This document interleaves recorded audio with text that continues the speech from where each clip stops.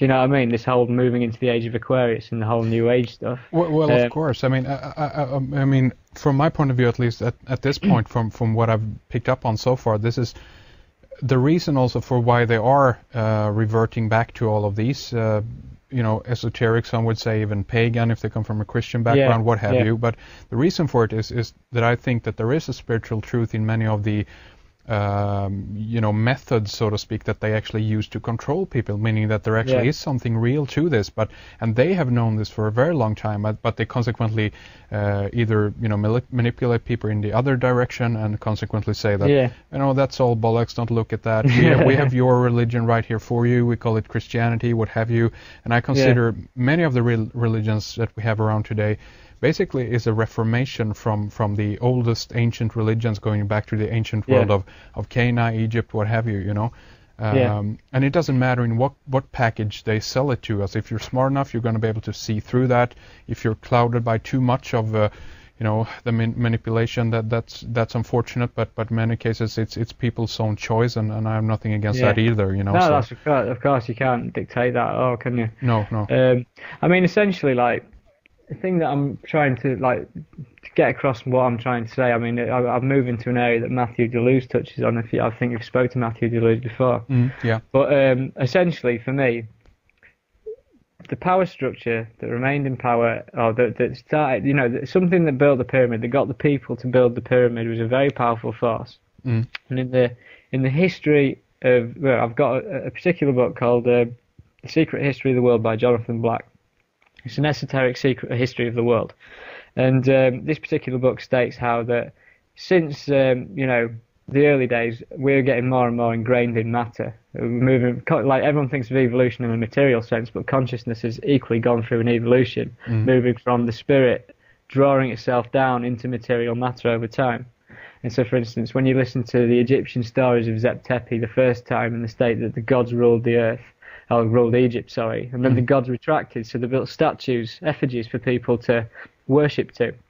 And then eventually, after the gods had retracted so much, the pharaohs then ruled the earth for the gods, or ruled Egypt for the gods. And then, essentially, went from statue worship to idol worship into what we're currently at. We're at celebrity star worship, pop idols. Yeah. Do you know what I mean? It's the same thing. Madonna, all this lot. It's all part of the same thing. Well, exactly. Oh, sorry. Continue. But my thing is that obviously the Egyptian power structure that was in place then has never died out. Because if you look at the way the power structure has moved, like essentially when Egypt collapsed, you had the Exodus from Moses and stuff into the area of Israel and Palestine. And then the next major power structure was essentially with Rome. And if you go to Rome, you'll notice that there's Egyptian obelisks. In front of the Vatican, in front of the Pantheon and stuff like that. They carried those things over there from Egypt. And then, obviously, the Roman Catholics went on the Inquisition, slaughtering out any heretical religions such as the Cathars and the Bogomils. Moved through Europe, and then essentially found a new power structure to erect in Paris. And obviously Paris has got, it's symbolic for paradise, it's already in the word. But Paris, they moved the obelisks and stuff, Place de la Concorde on the Champs-Élysées alignment. You got that whole symbolic area. And when I went there the other day, incidentally, I went to the front of the Louvre, and they've got a aerial viewpoint of the layout of the Louvre, and it's an exact replica of Luxor Temple, with the Avenue of the Sphinxes running to Karnak Temple in Egypt, because I've been to the same place and I've recognised this. But there's no official statement anywhere that the Louvre is based on Egyptian temples and alignments and stuff, but it is, obviously. Of course. So this power structure, then once it had done in Paris, it decided that it wanted to find the new centre of power, and it moved to London. And if you go to London, they've got an obelisk and stuff like that. You've got Big Ben.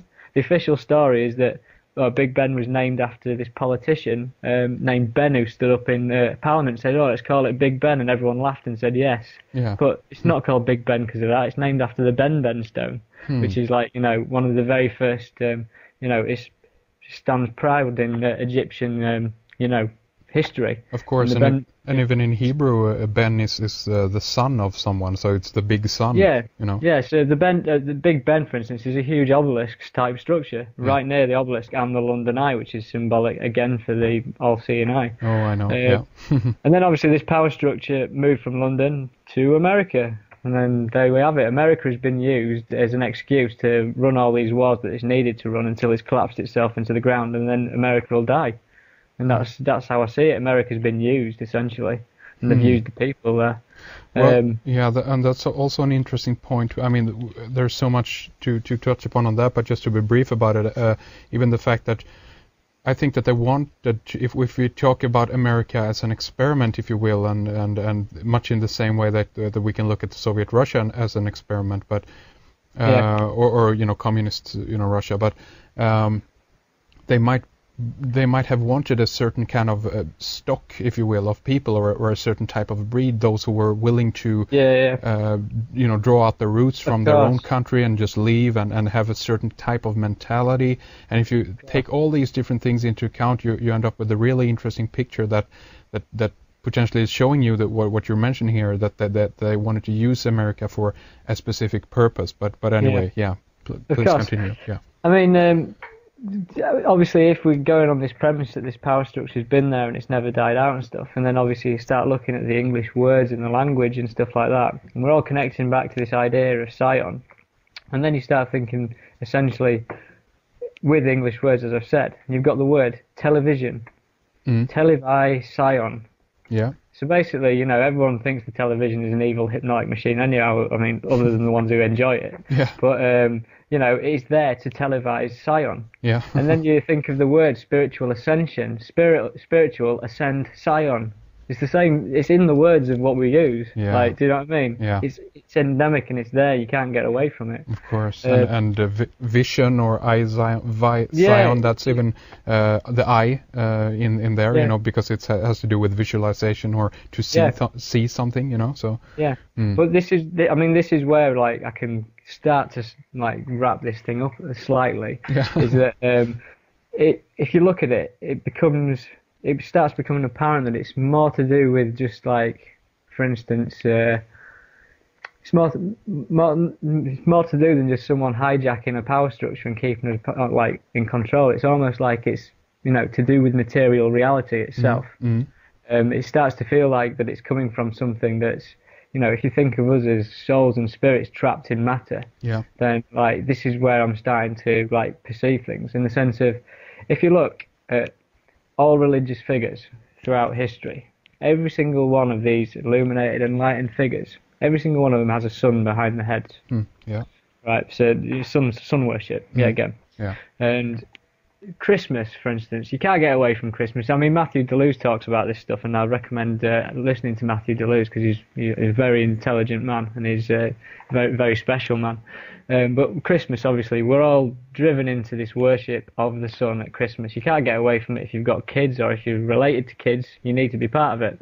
We all buy into this Christmas thing. Christmas is sun worship.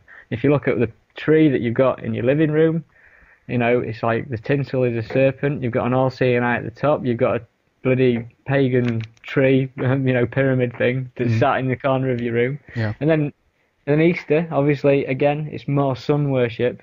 And when kids, for instance, are all wanting the Easter eggs and stuff, it's nothing to do with the fact they're eating chocolate. They're buying into a ritual. They're buying into more sun worship, whether you look at it or not. Yeah. And the same goes with, like, for instance, crematoriums that haven't got any kind of religion tied to them. If you look at crematoriums, there's sun symbolism at crematoriums. You look at number 10 Downing Street, above the number 10, there's a sun symbol, like above the the centre of where our Prime Minister resides.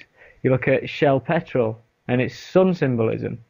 And then, for instance, something I found the other day, my UK driving licence, there's a hologram you can barely see, but I shone it in the light. It's the sun and a pyramid on my driving licence in Britain. Yeah.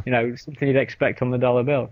And so all I can say is that, essentially, with this symbolism, when people don't realise what they're looking at and what they're buying into, this stuff is like taking spiritual energy away from them. i.e. it's, you know, they don't realise what it's doing. I don't know how to really put that into words, but it's like we've only got our five senses, and like we're aware of everything within those five senses, but much like with the, you know, the light spectrum, we're not aware of what microwaves and X-rays and infrared rays and everything are doing. There's stuff we don't understand, and like our five senses are a filter. Yeah.